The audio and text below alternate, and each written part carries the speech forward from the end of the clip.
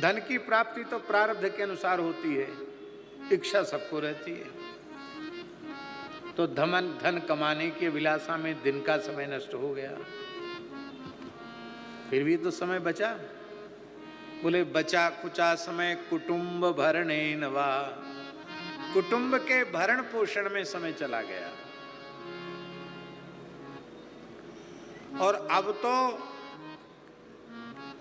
लोग अपने ऊपर ध्यान नहीं दे पा रहे हैं, अपने परिवार पर ध्यान नहीं दे पा रहे हैं।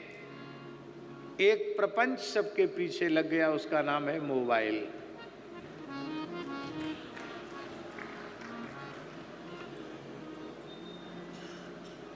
यात्राएं तो करनी पड़ती हैं, सार्वजनिक वाहनों से भी, ट्रेन वगैरह में भी यात्रा करनी पड़ती, तो देखते हैं किसी को किसी से मतलब नहीं, उसी में लगे हुए हैं।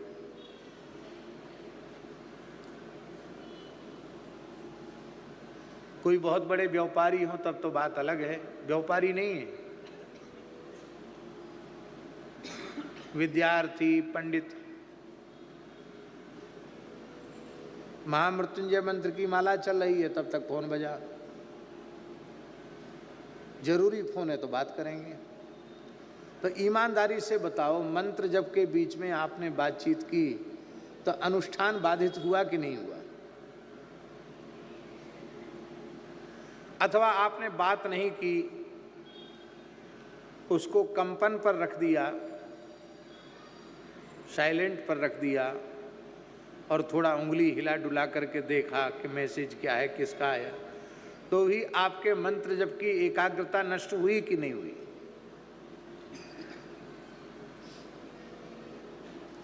आज इस मोबाइल के कारण अनुष्ठान भी सफल नहीं हो रहे हैं। मंदिर के भीतर सबका प्रवेश नहीं होना चाहिए, मंदिर की मर्यादा रहनी चाहिए, यही शास्त्रीय व्यवस्था है, पर मोबाइल भीतर जा रहा है। धन्य है, कितनी तपस्या की हुई होगी मोबाइल ने। शौचालय से लेकर मंदिर तक जा रहा है।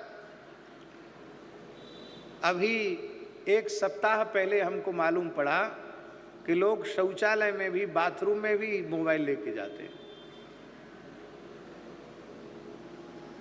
हमारे ही एक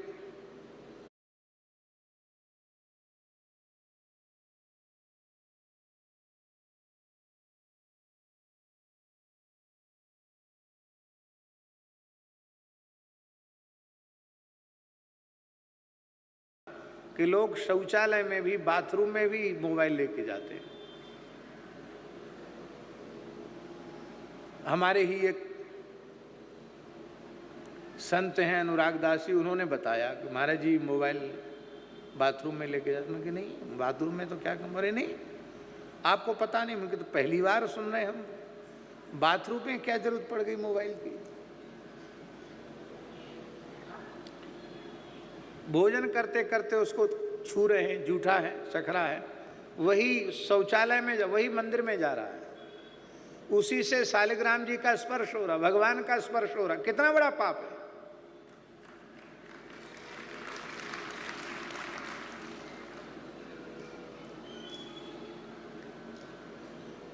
ये ताली बजाने के लिए हम नहीं बोल रहे हैं ना, हम ताली पसंद करते हैं, बाकी हम निवेदन कर रहे हैं, ये हृदय की पीड़ा कह रहे हैं। मनुष्य अपने अमूल्य जीवन के समय को व्यर्थ में नष्ट कर रहा है।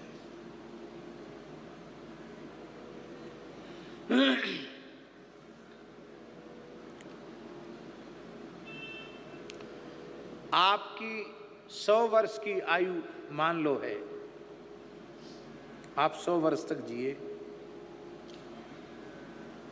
और 100 वर्ष में आपने 100 करोड़ रुपए कमाया, एक अनुमान बता रहे हैं।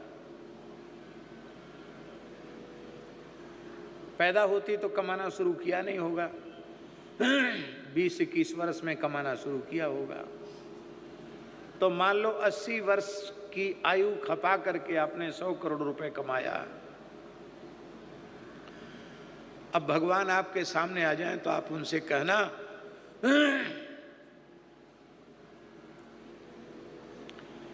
कि हम जितना जी चुके हैं इतनी ही आयु हमको दे दो, और हमने 80 साल में जो 100 करोड़ कमाया है वो पूरा का पूरा ले लो, हमको 80 वर्ष की और आयु दे दो, मिलेगी? तब वो कहे कि नहीं 40 वर्ष की दे दो, 80 नहीं दे सकते, आधा कर दो, उतना भी नहीं मिलेगा। उससे आधा कर दो, 20 वर्ष दे दो, बोले नहीं। 20 दिन की दे दो, बोले नहीं मिलेगी। 20 घंटे की दे दो, बोले नहीं मिलेगी। 20 मिनट की दे दो, नहीं मिलेगी। 20 सेकंड की दे दो, बोले नहीं मिलेगी। मौत आ जाएगी तो 1 सेकंड की आयु आपको नहीं मिलेगी। मृत्यु आपकी आ गई तो 1 सेकंड भी आपको 100 करोड़, 1000 करोड़, लाख करोड़ रुपए देकर भी 1 क्षण की आयु आपको नहीं मिल सकती है। तीनों लोगों की संपत्ति लुटाकर भी 1 क्षण की आयु नहीं मिल सकती है। समय इतना मूल्यवान है, इतने मूल्यवान समय को हम नष्ट कर रहे हैं। हाँ, इस अंश में हम विज्ञान को धन्यवाद देते हैं कि कुछ विवेकी लोग मोबाइल के माध्यम से महत्पुरुषों की, सत्पुरुषों की वाणियाँ सुनते हैं। उतना तो ठीक है, उतने में हम बुराई नहीं करेंगे, पर इसके अतिरिक्त जो प्रपंच में समय नष्ट करते हैं बहुत बुरी बात है। हमारे वृंदावन में एक बहुत अच्छे संत हैं, राधा वल्लभ संप्रदाय के पूज्य श्री प्रेमानंद बाबा।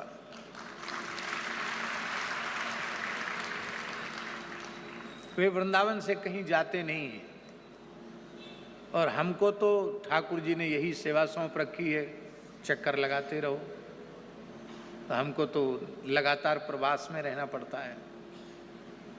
तो हम चाहे किसी प्रदेश में जाएं, वहाँ तमाम युवक युवतियाँ ऐसे मिलते हैं जो कहते हैं कि हम बाबा का सत्संग मोबाइल पर सुनते हैं, उससे हमारा खान पान पवित्र हो गया, हमारा जीवन बदल गया, हम नाम जप में लग गए। अनेक लोग अपनी अनेकों अनुभूतियाँ बताते हैं, और पूरे देश में बहुत बड़ा क्रांतिकारी परिवर्तन उनके सत्संग के माध्यम से आया। प्रत्यक्ष नहीं, आधुनिक विज्ञान के माध्यम से जो सत्संग मिल रहा है उससे लोगों के जीवन में परिवर्तन आया। तो यदि आप विज्ञान का उत्तम उपयोग अपने हित के लिए, अपने कुटुंब के हित के लिए कर सकते हैं, उस अंश में अच्छी बात है, पर जो समय नष्ट करने वाली बात है वो नहीं होनी चाहिए।